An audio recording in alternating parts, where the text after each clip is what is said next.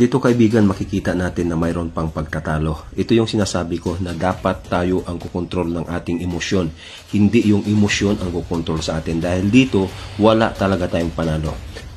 So ayun, makita natin na umatras palayo ang lalaki, pero talaga namang sinusundan siya. Ayun, inundayan pa rin ang saksak hanggang sa tinamaan sa puso. Okay kaibigan, ang senaryong ito ay kuha sa isang CCTV footage na kung saan mayroong sinaksak na isang lalaki ng pagganito.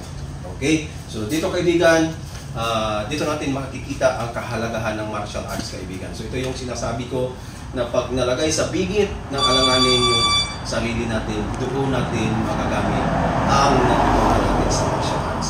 Sinabi ko sa una, pag hindi pa buo ang loob natin kaibigan, kung makatakbo, takbo tayo. Kung makaiwas, iwas tayo. Pero pag nalagay na sa sitwasyon na naipit tayo at wala na tayong pagpipilian kundi ang lumaban, gawin mo to kaibigan. Ito kaibigan. So kailangan ang koordinasyon ng katawan mo para makuha mo ang gantong eksena kaibigan. So dito, diniretso ko na, hindi napos ko na dito kaibigan. So dito, pwede ko na itong disarmahan. Ha?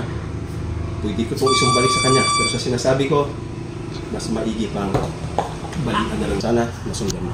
Ginawa ng biktima kaibigan, pagsalag niya, nakababa yung kamay niya. Talaga namang tatamaan siya sa puso kaibigan. So dapat, ang ginawa niya dito kaibigan, dito siya. Okay?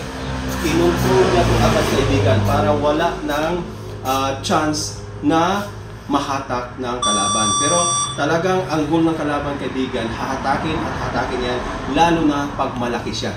So dito, ito yung sinasabi ko na huwag nating pigilan, pero huwag nating bitawan. So paghatak niya kaibigan, hatak, sabayan mo lang kaibigan. So ito na yung ending kaibigan. So ngayon, pag hindi mo pa tumabakit ng ganito, dito kaibigan, pwede mo na itong itisarma.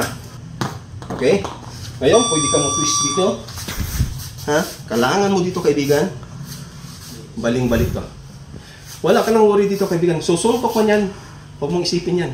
Tatamaan ka pero hindi mo ikamatay. Pero pag ito'y binalik mo kaibigan, talagang baling-balik to. So dito pwede ka na makapagtawag ng responde. Wala na siyang kawala dito kaibigan. Lahat pwede mong gawin. Balian mo ng pulso, balian mo ng braso.